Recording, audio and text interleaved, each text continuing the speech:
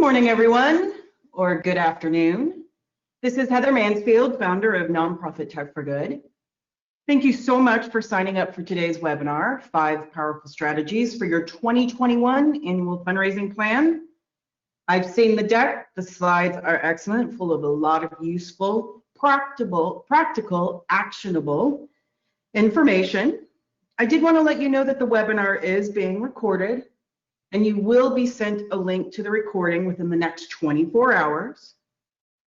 And today's speakers are very organized. They've put together an excellent presentation. So I'm just going to go ahead and let them do their thing and pass it over to Scott. Thank you, Heather, and hello, everyone. Thank you so much for joining us for today's Nonprofit Tech for Good webinar, 5 Powerful Strategies for Your 2021 Annual Fundraising Plan. Now, today's world is ever-changing. We don't know what the world will look like 3 months from now, let alone a year from now. What nonprofits have done to successfully fundraise in the past may not continue to drive the same results as we put 2020 behind us and move into 2021, which makes creating an annual plan a little more challenging this year. Well, today we will help you build an annual plan using online strategies that deliver results no matter what the future brings. We will share strategies that will help you grow your donor database, connect with your community, even if you can't meet them face-to-face, and boost giving even without an in-person event.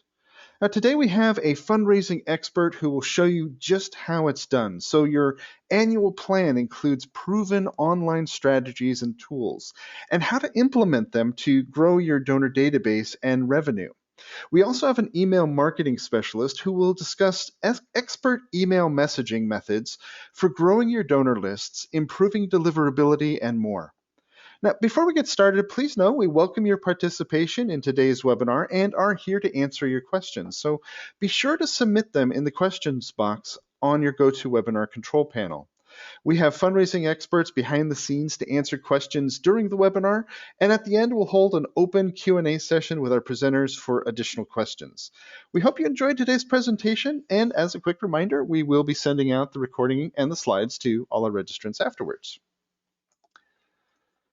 All right, so today's webinar is presented by MobileCause, and MobileCause understands the everyday challenges nonprofits face, constantly confronted with limited resources, yet still expected to expand your impact.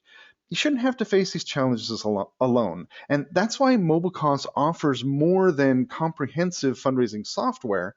We also provide one-on-one strategy from dedicated fundraising specialists and have the industry's best support team, ready to provide assistance 24/7. At MobileCause, we're just as committed to your cause as you are, and together we can grow your nonprofit like never before. Now, let me introduce you to today's fantastic presenters. Christy Noel is the Vice President of Digital Marketing Services at MobileCause, where she is responsible for creating, driving, and delivering programs to help MobileCause customers advance their marketing and fundraising objectives.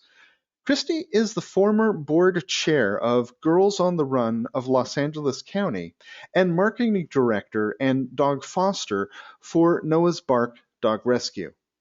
Matthew Montoya is the channel marketing and enablement manager at Constant Contact. Matthew has helped over 13,000 small businesses and nonprofits better understand how email marketing can affect growth, what design and automation mean to their bottom line, and how to rethink their email marketing strategy to meet the demands of today's ever busier, media-savvy audience. In his 17 years of marketing, he's worked on nearly every kind of marketing vehicle, including print, broadcast, social, web, and email marketing. From marketing director for several major newspapers to helping a nonprofit grow beyond expectations, and now for 8 years with Constant Contact, he's been on the front lines of today's marketing challenges.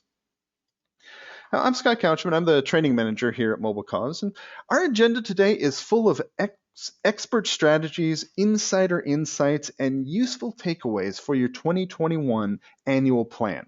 First, we'll hear from Christy Noel on how to plan during uncertain times. She will also share expert strategies on planning for and implementing monthly giving programs, virtual fundraising events, peer-to-peer campaigns, and days of giving to achieve your goals. And then we'll hear from Matthew Montoya on how to expand your email list and database through email marketing and how to craft effective subject lines, layouts, and more. All right, before we begin discussing 5 powerful strategies for your 2021 annual fundraising plan, we have a quick poll question for everyone. So let me go ahead and launch that poll. And the question is, it usually takes a second for it to launch, so I'll go ahead and read it off for you. The question is, do you have an annual fundraising plan in place for 2021? And your choices are yes, and feeling confident. 2, currently developing it. 3, just getting started. 4, it's on my list of things to do. And 5, plan? What plan? So let's see what those answers are coming in.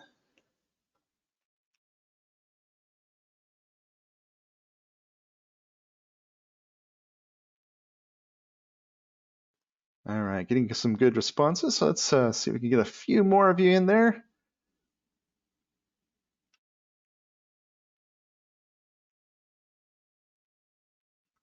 All right, looks like we're slowing down. So I'll go ahead and close out that result. Let's take a look at those results.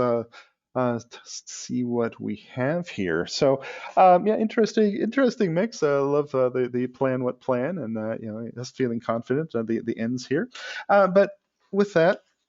It really is interesting to see where all of you are at with your 2021 annual planning. So good news, wherever you are currently in developing your annual plan, today's webinar will have some useful strategies and ideas for you to incorporate into it. So let's dive in.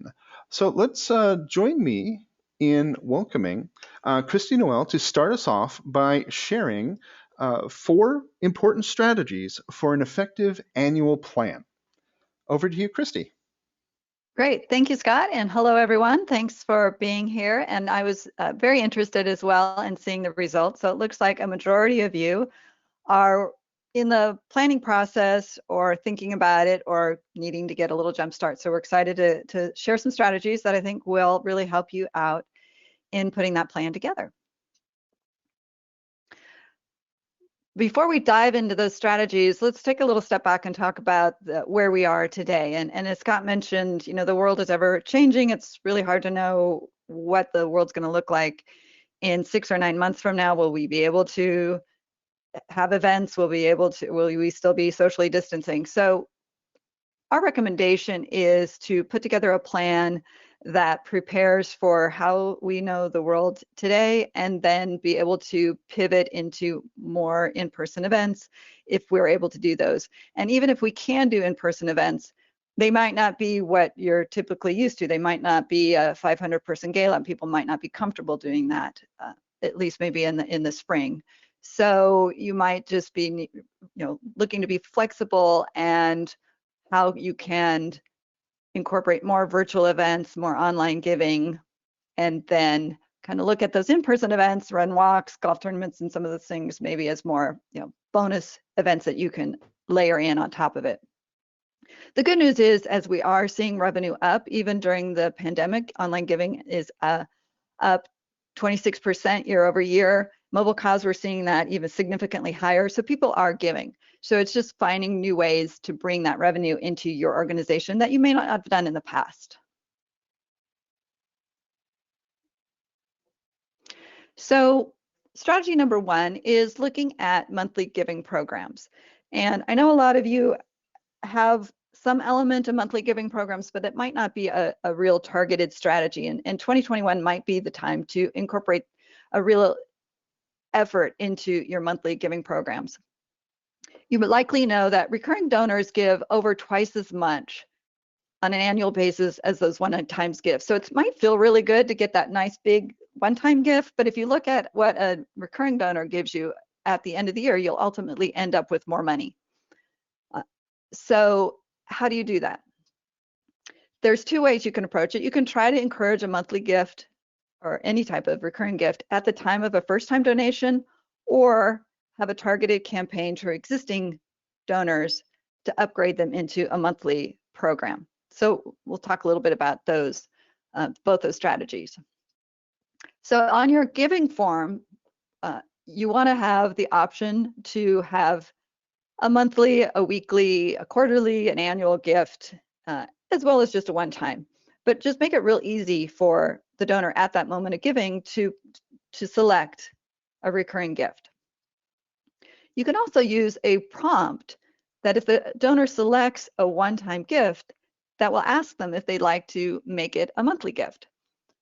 And that's a great way to encourage repeat giving. You can talk about why the importance of that, why your organization, why that ongoing revenue is so important. And when we ask for that and that prompt, you're not asking them to make that $100 gift $100 every month. You can make it, what we typically recommend is make it 60% of whatever donation they gave. So if they gave a $100 one time, the prompt might say, would you like to make that, $60 a month? But you can control whatever percentage works for you. And that makes it real simple and real easy. And the nice thing about it is this prompt has proven to increase giving by 64%. So it's very effective in getting additional revenue into your organization by just a button. But only 14% of organizations are using this. So a very easy and economical way to boost your monthly giving. You can also let donors, it can be unlimited. You can ask donors to limit if they want to have that repeat 6 times or 12 times or something along those lines, so that you give them control, but they can still participate.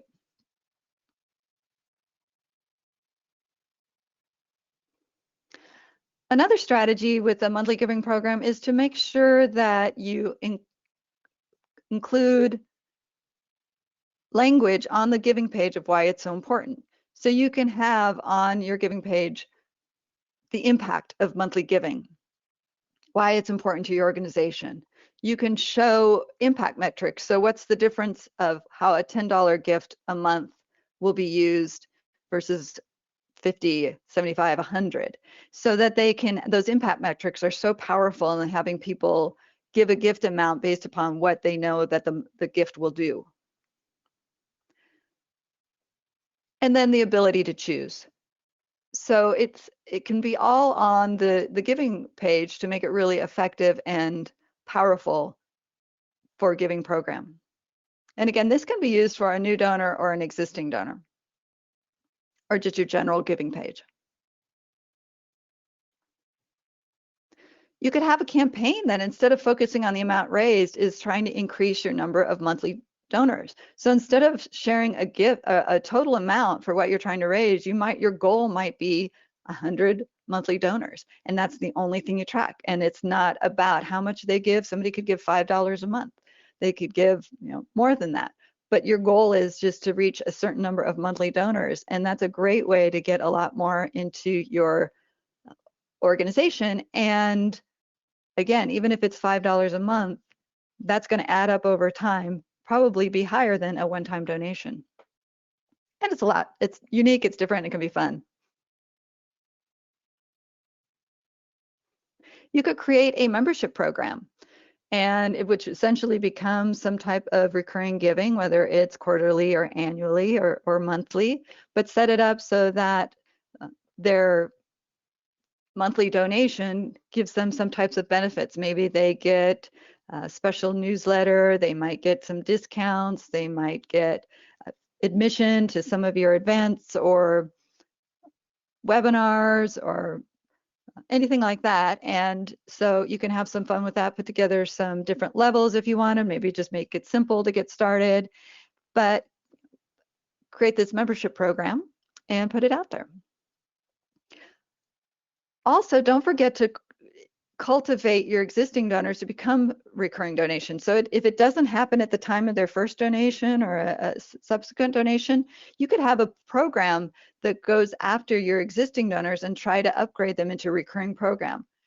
Studies have shown that most donors will become monthly donors 4 months after their one-time donation. So you could put together a program where you're looking at, 4 or 5, 6 months down from the first donor, and start to cultivate them to upgrade to a monthly program. And again, go through all the reasons why this is such a benefit to your organization, how the money will be used, and why that program is so important. Another strategy for your annual plan is looking at virtual events. And most likely, most of you have already been embracing virtual events in some way, shape, or form here in 2020. So likely to continue, whether it's a completely virtual or a hybrid event, into 2021. The good news about virtual events is, one, they are easier and less timely to plan typically, and they're a lot more cost effective. You don't have the overhead of a ballroom, of the dinners, of the AV equipment, etc. So at MobileCause, most of our customers who have had a in-person event and changed it to a virtual event this year have raised net, I should say, they have netted as much, if not more, than their previous in-person version of that, because they did not have the overhead costs. So they may not have grossed as much revenue and donors and donations, but they came out still with the same number, if not more, because they didn't have to spend as much to put it on. The nice thing about virtual events is you expand your reach and broaden your donor database. We've had organizations that typically could only pull attendees from a driving range basis, right? So you're limited to X number of miles and maybe a couple of zip codes. With a virtual event, we've seen one organization had new donors from 24 states. So their reach was significantly broader than their in-person event, and then therefore they increased their database and they have a whole new set of donors. We see a lot of our customers are doing an online registration for their virtual event. And so you might ask, well, why do you need an online registration for a virtual event? And it's a great tool for a number of reasons. One, they know who to expect, so they can kind of know how many numbers and make some assumptions there. But it gives you the ability to communicate with them. So once they've registered, and they can register for free, or you can have it paid. We've seen both. That depends on kind of what the virtual event is. And if you want to make it exclusive and have it really feel like it's something only for the people that have paid, or have it open but still have a registration. And that enables you to tell them, remind them that the virtual event is about to begin. You can send email messages with a special link. You can send them a text message that's saying, hey, it's on, we're starting in 15 minutes. Here's the link. Be sure to join us. And it also lets you know who's not coming. And that's important if you're going after major donors, if you're going after board members or specific sponsors, so that you can have an outreach program specifically to some of those people who may not have already RSVP'd. The content of your virtual event, you can make it fun. We're going to talk about creative ideas in the next slide, but it's sharing stories. You get to share your mission. You can connect. You can have video. You can have live. You can have a combination of both. You can have entertainment. So you can still have the ability to really create community, even if you can't do it in person. And it's not just a gala online. We've seen a lot of really fun and really impactful and powerful and emotional virtual events. So if you're sitting here thinking, Christy, that's great, we want to do a virtual event, we want to do more of them, but I don't know what to do, what would we do with our time and how long should it last? And I will tell you that we've had them seen them as short as 30 minutes. We've had them, go all day. Most of our customers and clients are probably doing it for an hour or two. They're doing a combination of live streamed and pre-recorded, and they've had a lot of fun. We've seen concerts, we've seen plays, we've seen readings, author readings, we've seen cooking classes, we've seen dancing and karaoke and yoga. So it doesn't have to be, as I said, it doesn't have to feel like a in-person gala on that's being live streamed. It can be a little different, and you don't have to have a lot of production value. as far as hiring a production company, we've seen customers do it with selfies and volunteers editing. You could have user-generated content. You can ask your followers, your community to send in videos of them participating along with a scavenger hunt or hula hoop contest, and create a video putting those all together. One of the ideas that I love, if we've had people who have typically had a gala where they've incorporated a meal into their virtual event by either giving out a gift card to a local restaurant where the attendees, the virtual event attendees, would go and buy a meal with their gift card, come home and eat the meal while they're watching the virtual event. So they're still getting that meal with their gala or their virtual events. We've seen people have cooking contests, or excuse me, cooking classes, and the recipes and the cocktail recipes were on their event page so people could follow along or make it at home or have a cocktail and enjoy the show. As you see, we've had picnic in living rooms. So it's been a lot of fun, a lot of creative ideas that get people to engage. We've had comedians. So it doesn't have to just feel like it's your executive director or a board member talking. In fact, that's probably not what you want to do. You want to have different elements, and remember to have asks throughout and have appeals, because unlike an in-person event who are in a room and they're going to be there from beginning to end, a virtual event, they might come and go a little bit and not start on time. So you want to have multiple asks and easy ways to hit a donate button from your event page.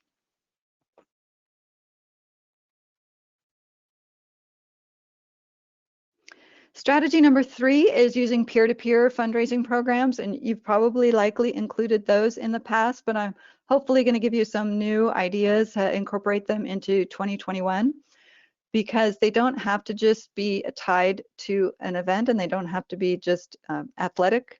I know a lot of them are sports related. So, we've seen lots of our customers have a P2P associated with their virtual event. So in tandem with it, or it can still be, it's a standalone P2P event as well. Using your ambassadors increases your reach. You'll bring in new donors. This is why P2P is so great. You tend to bring in new donors into your organization. You broaden the awareness, and it's a great fundraising tool to go after new donors and make them aware of your organization. And it really helps if you provide your fundraisers with some tools to make it easier for them. So whether that's email copy that they can use so they don't have to write everything by themselves, some social posts, maybe have some incentives for fundraising goals, maybe some fundraising contests. And it doesn't have to be who's raised the most. It can be who brings in the most donors in the next week, or who raises their higher percentage in an X amount of time. And it doesn't even have to be monetary gifts. You could give them, a gold star and put their name out on an email blast or social media, or let them have naming rights of the next puppy or something like that, but just to engage a little spirited competition and thank and reward them for their efforts. Some peer-to-peer creative ideas that maybe you haven't considered in the past, but we have a lot of fun with voting type of competitions where we have customers who are doing Dancing with the Stars. They're doing their favorite bartender. They've done cutest dog contests, pajama parties, and their favorite pajama pictures. So, and all of these votes can be dollars. So $1 a vote, and whoever raises the most wins the contest. So you can have a lot of fun with coming up with some creative ideas. Again, these can be in virtual or in person. So no matter what 2021 becomes, you might be able to have some of the element in person, and some of it can still be completely online. You can have table hosts, fundraise, and hold watch parties. So using table hosts for your virtual events, just like you would for an in-person event, to invite their friends and family and get them to be a part of your virtual event. They can have their own P2P page and sell tickets and track how much each table host raises. And then they can have a watch party and have it a virtual watch party using Facebook Live or even YouTube, and be a part of, have a community of watching the virtual event together. You can bring in your board, bring in your sponsors.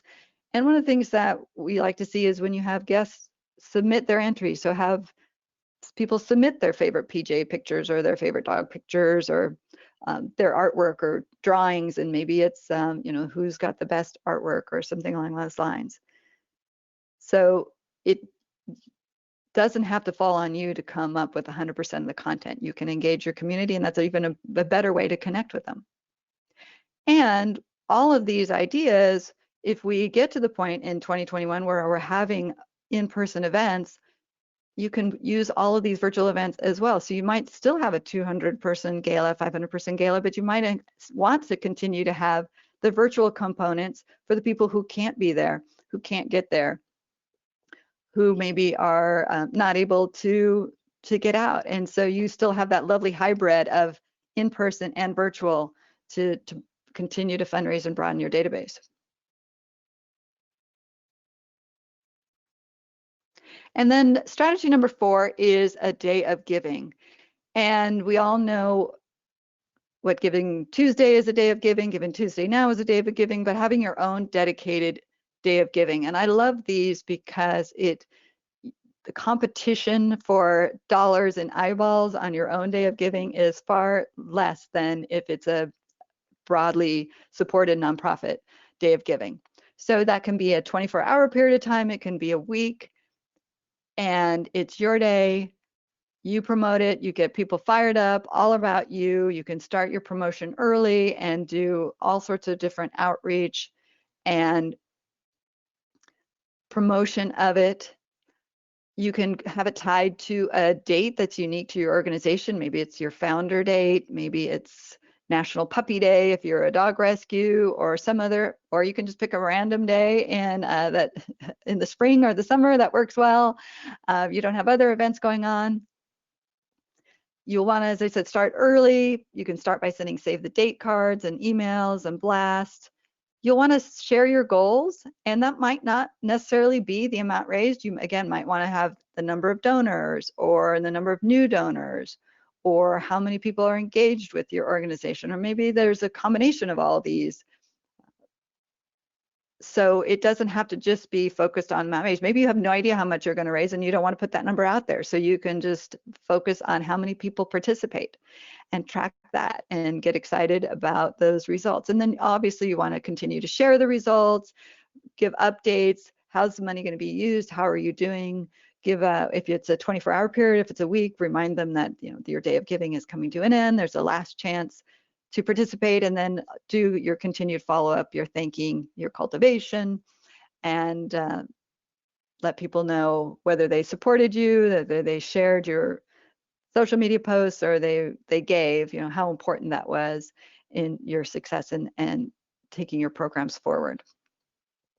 We always recommend that you have a multi-channel marketing approach. Do not just rely solely on any one channel, because there's a high likelihood that your donors will not see everything. So you want to do multiple social media posts, because only, depending upon what stat you look at, 4 to 10% of your posts are getting seen that are on your page by your audience. So you'll combine social, combine email, combine text, maybe even snail mail, some phone calls, and don't worry about over saturating your community and feeling like you're sending too many messages, because they're not getting them all. So if you really want to have success, you're going to have to do multiple messages throughout the day, throughout the week, and reminders.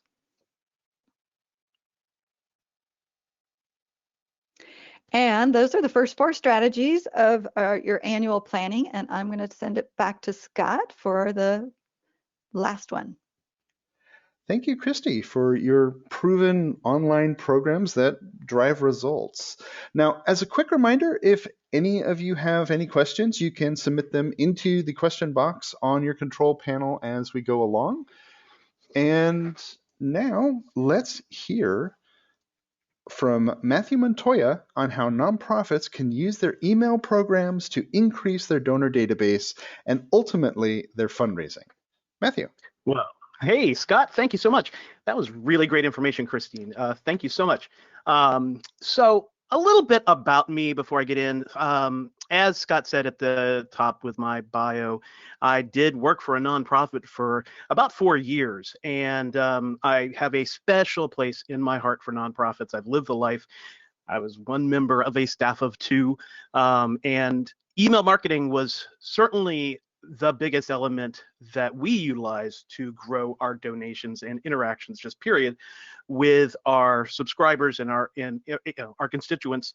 I really love the statistic that Christy shared there just a couple of seconds ago, which is 33% of donations are being driven on average by email marketing, and it's not a surprise. It's not. Because if you think about email subscribers, people that you have gotten onto your list, well, there's engagement already inherent in that behavior because they willingly gave you their email address. You didn't go hit them over the head or go steal somebody else's list. You grew that list organically. These people were already interested in you. If we think about it, if we're growing our email marketing list, these people have already donated, already attended, already volunteered, already interacted with us in some way. That's how you got the email address, right? Even if it's as minimal as them visiting your website, they know of you, they know your mission, your cause, and they've shown interest. So it's not a huge surprise to see a metric like that email marketing produces a large amount of donations. That's really critical to remember, because with just one email for nonprofits, the average conversion rate to donation is about 4%, meaning that every time you send an email, you're likely to get donations. Now, am I sitting here saying you need to send an email a day? No, I am not. Well, but you do need to be getting email addresses out because these people are waiting to hear from you. So that's all well and good, but how do we grow our email database? I'll call it like it is. Statistically, if you're listening to my voice, you're probably already doing email marketing, especially in this day and age. With the changes that have happened this year, it wouldn't surprise me if you started this year, but many of you have been probably doing it for a while. So as I thought out what I would talk to you about today, since you're likely already doing email marketing, well, I want to see you be more successful. And so first, if you're going to get those engaged subscribers, well, how can we grow that engagement? How can we get more subscribers? Well, we'll break it up into 3 parts: in-person, physical media, online, and social. Now, don't worry, in person, I understand the world has changed. I'm going to give you some ideas that fall into our COVID existence right now.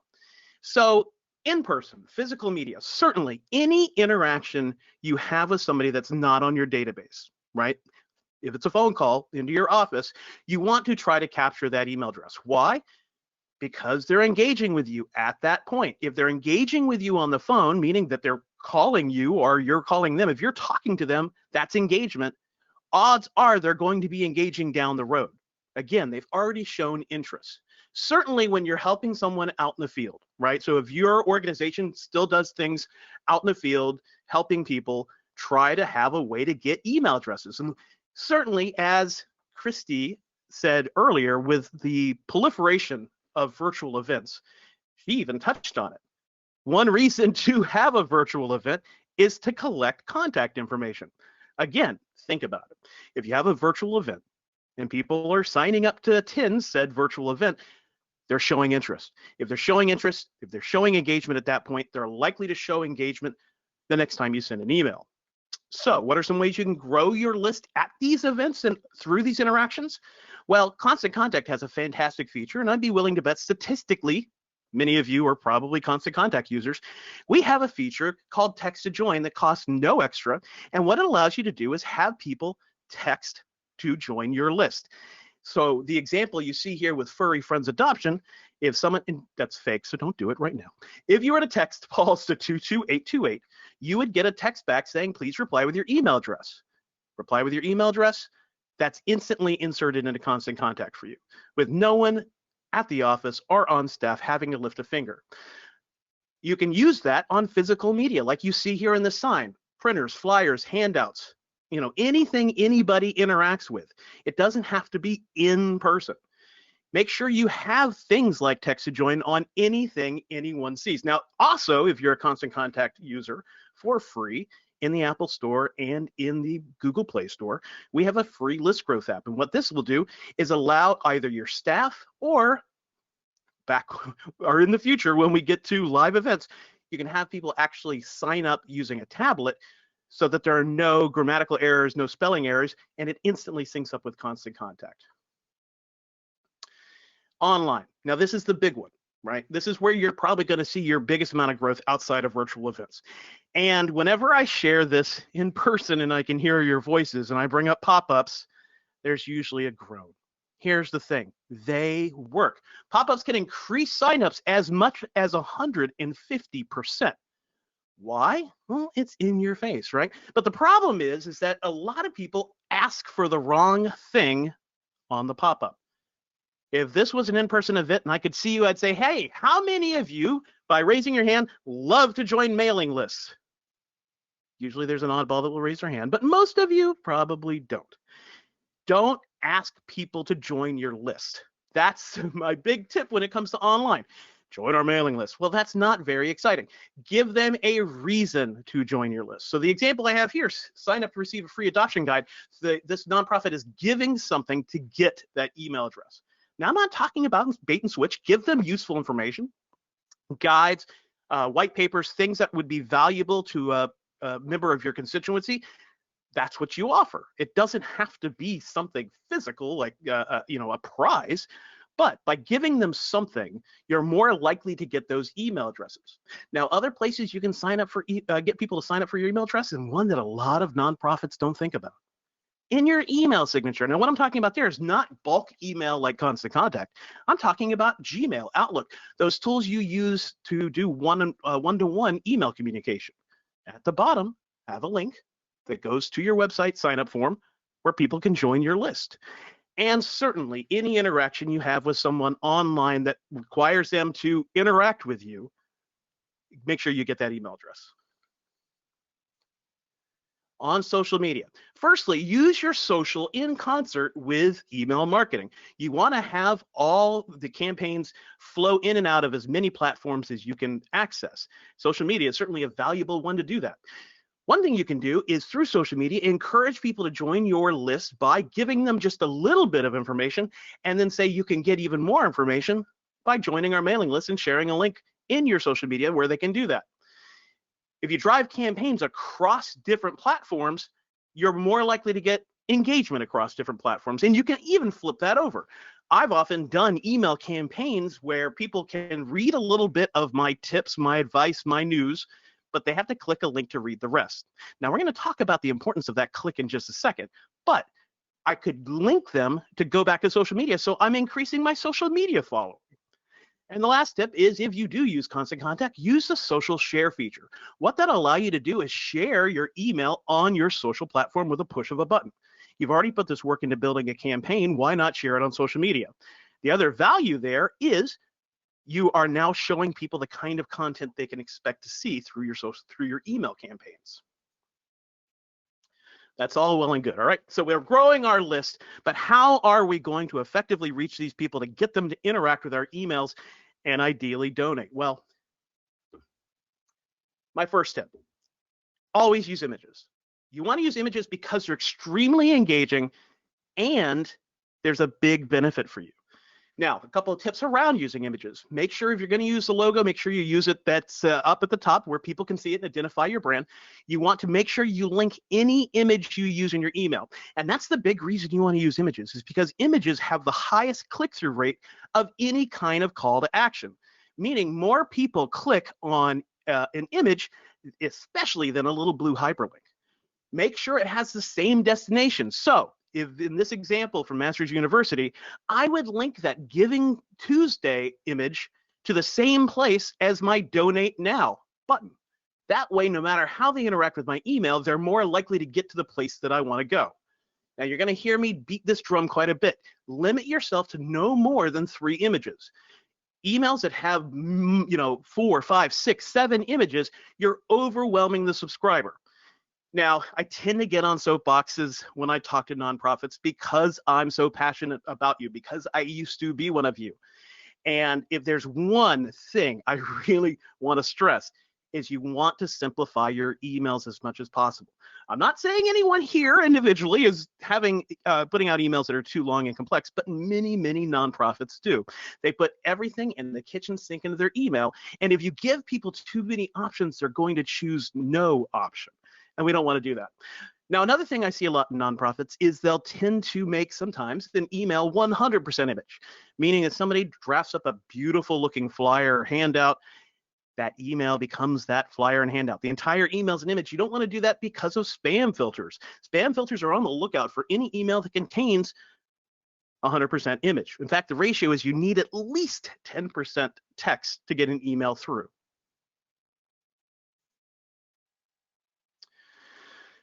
Be consistent with your colors. All right. So one thing I see a lot of nonprofits do is they'll change the color scheme of every email, or they'll change it for a campaign. You want to be really consistent. And that's because images actually fail you. I bet you've got an email where your image is blocked. Well, that happens about 30% of the time. Now, does that mean discard all images? No, we just learned earlier that images are a great way to get engagement. But make sure your brand is represented by color. One, because color is brand recognition by color is about 80%. So it's really important to just carry our brand through our color scheme. But this animal rescue logo at the top, well, 30% of the time it's going to be blocked and disappear. And you may say, well, they'll read all the content. The average email subscriber only spends about 5 to 25 seconds with an email. We've got 5 to 25 seconds to make our case, get them to act, and ideally donate.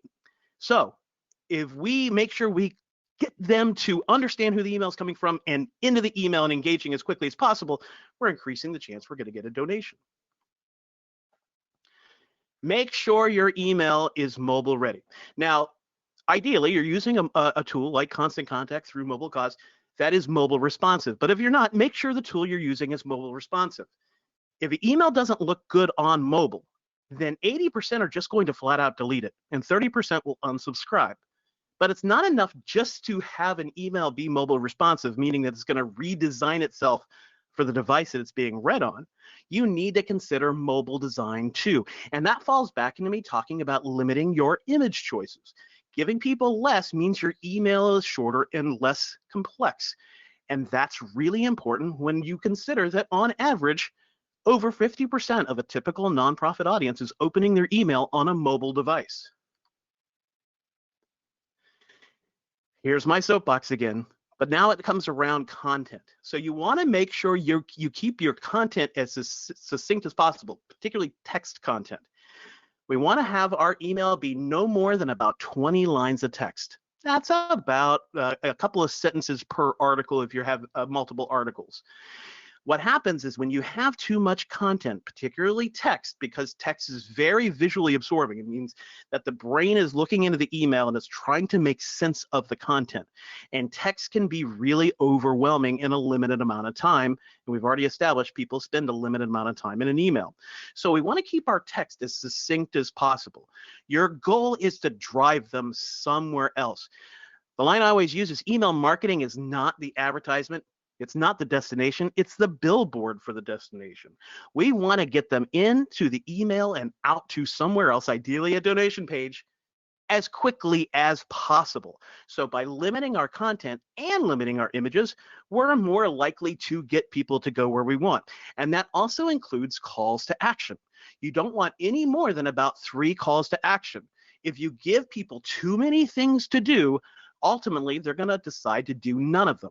And the problem is that the real trick to getting email engagement, getting people to donate from an email, is to make sure your emails are always relevant.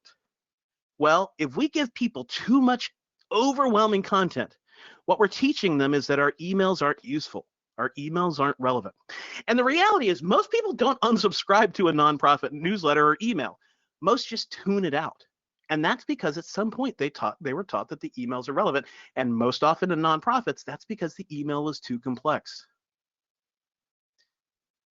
Now, when it comes to links, as you can see here, if you keep your link choices as limited as possible, you're likely to get more engagement.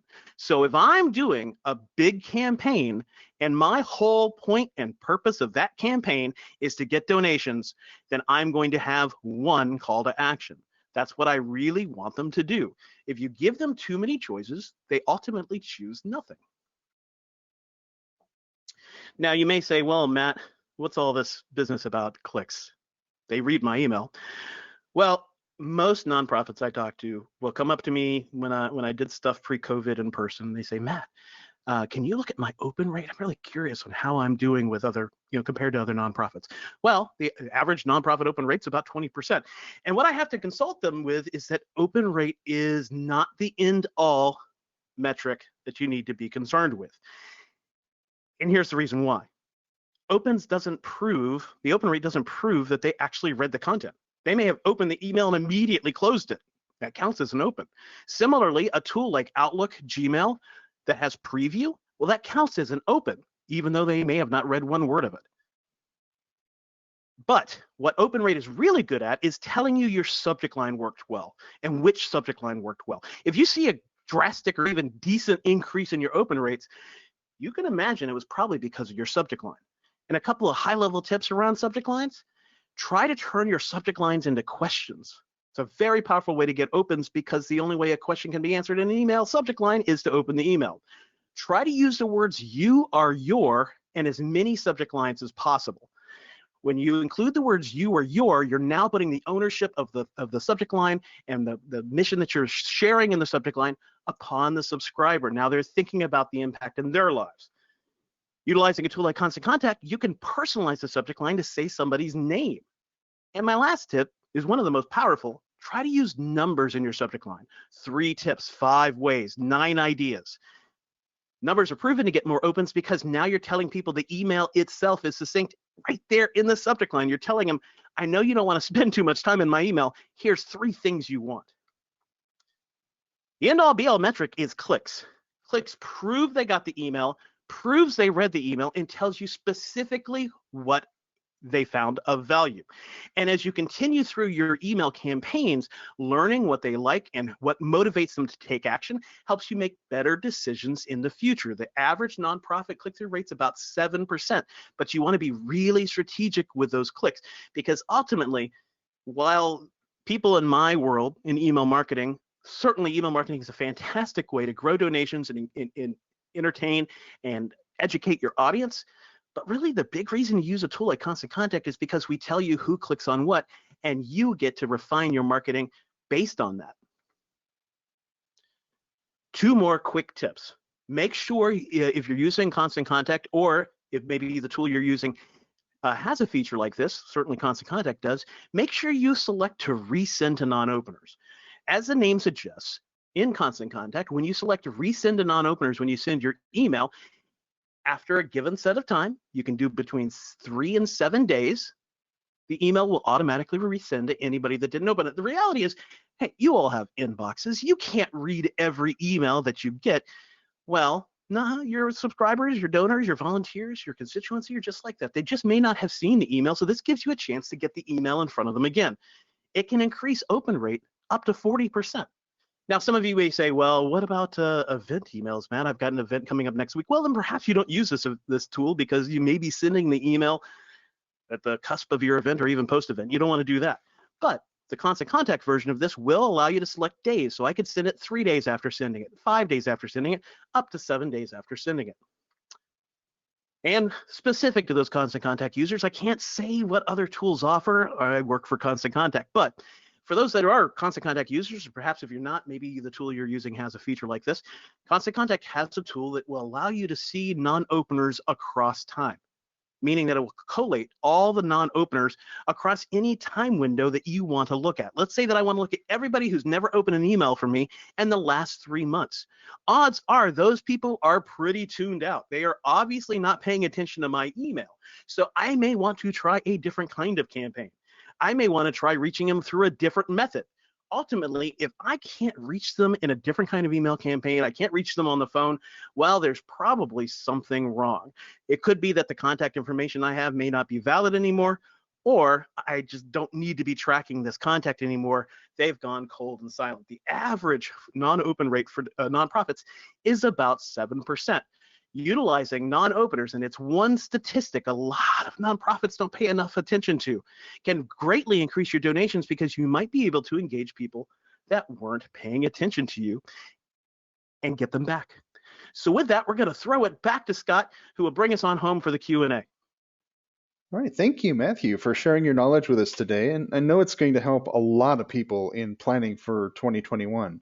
And thank you again to both you and Christy and Matthew here for sharing your insights and expertise with everyone here. We hope you're all looking forward to incorporating these online strategies into your 2021 plan. Now, before we go ahead and jump into our Q&A, let's ask another quick question. Are you interested in learning more? So with that, oops, hold on a sec here. Hit the wrong button.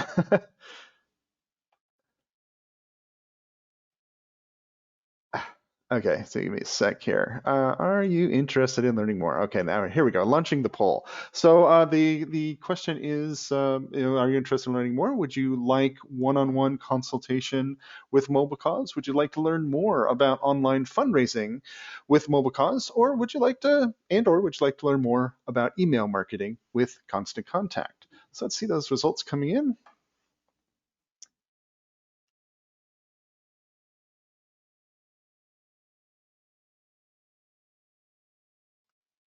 All right, we're going to shut this down in just a few seconds, so get your votes in.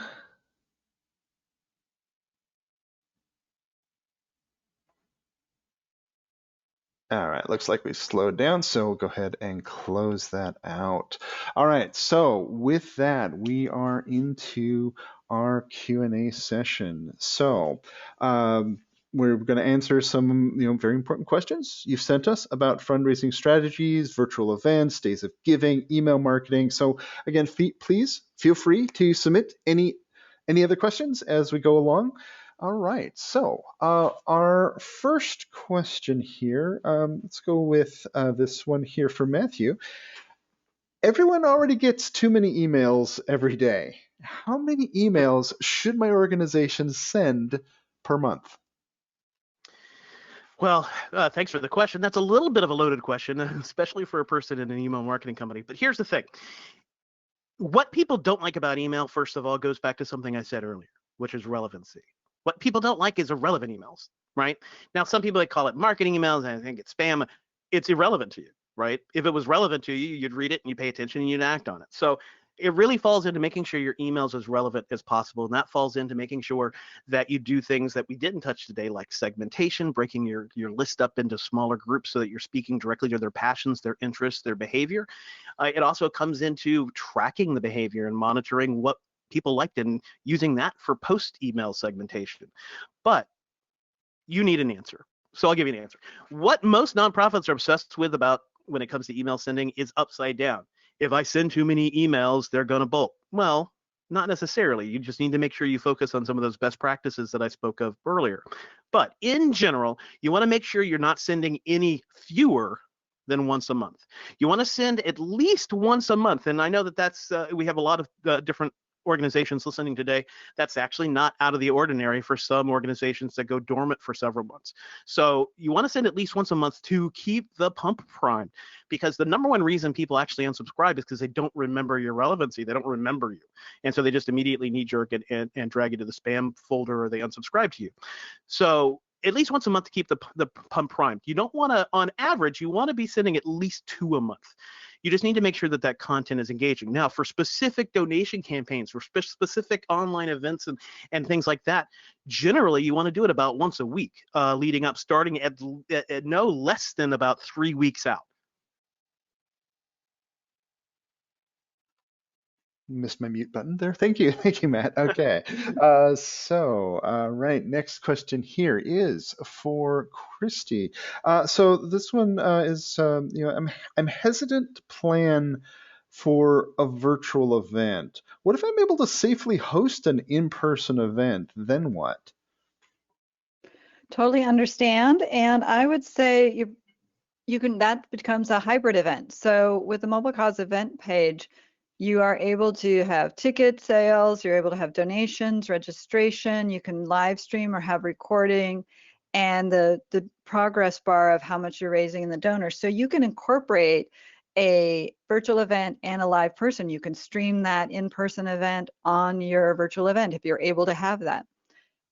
you're able to stream the in-person onto your event page so that anybody that can't make it can still watch it and still participate, still donate, still register, still be a part of it. And if you're not able to hold it in person, then you still have that video element, whether it's a live stream or recorded, that you can put together a presentation. So using that event page, and it's a one single page for everybody to go to for all of the information and details and updates and to participate, really gives you all the control, easy to promote, and you have the flexibility to go virtual or hybrid.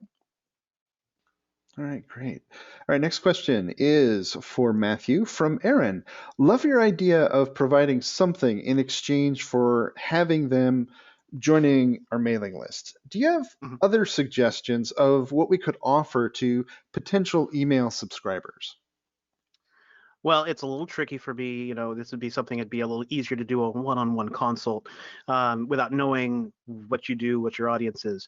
But you want to be paying attention to what kind of content is found valuable on your website. Ideally, all of you are using Google Analytics or similar tools to measure what kind of content is being read, consumed on your site. Another thing you can do is also pay attention to what kind of content is driving a lot of likes and interaction on social media.